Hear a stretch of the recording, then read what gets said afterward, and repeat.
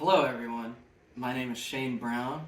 I'm with the Assistive Technology Center here at Easterseals Iowa.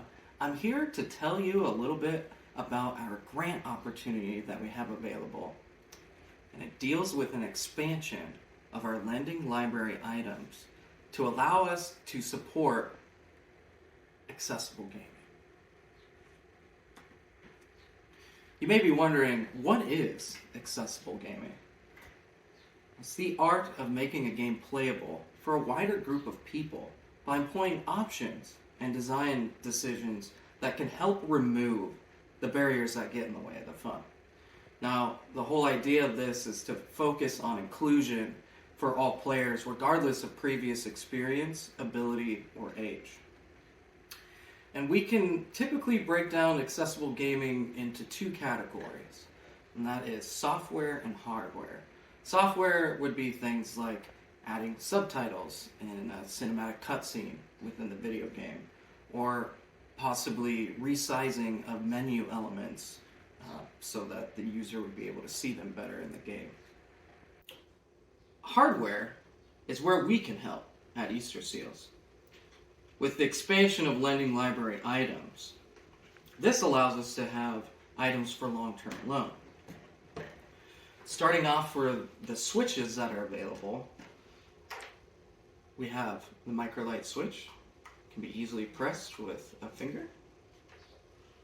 A little bit bigger yet, we have the AbleNet spec switch. And I want to note that all of these are wired, and they have a 3.5 millimeter jack that can plug into an interface, let's say. Also have our little bit bigger size here, the medium option is the Jelly Bean. Things to note with that is you can change out the tops to green, yellow, and blue if you don't like the red as default. And then for a larger option, we have the big red switch, which is similar to the Jelly Bean, where you can swap out the tops with green, yellow, and blue. So how does all of this work with gaming? Well, you would want to take one of your switches, and we'll use it in junction with an interface, such as the Hori Flex controller for Nintendo Switch, which can also be used on a computer, or the Xbox Adaptive Controller that can be used on an Xbox or a computer as well. The notable thing here is with an interface, all buttons on the controller can be remapped by plugging in to each one.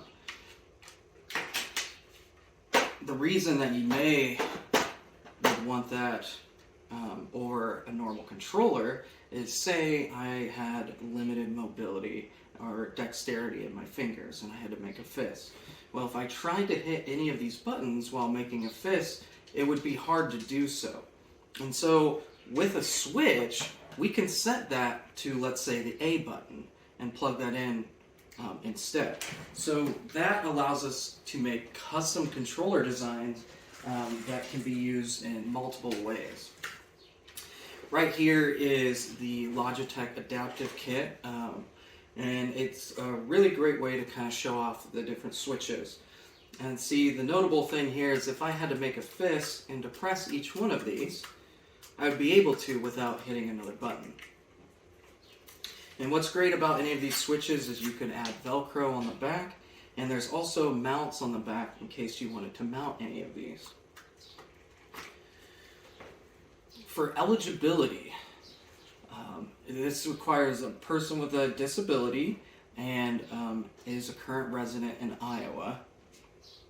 To apply, you can reach out to atinfo@eastersealsia.org, or also call us on our toll-free number 1-866-866-8782.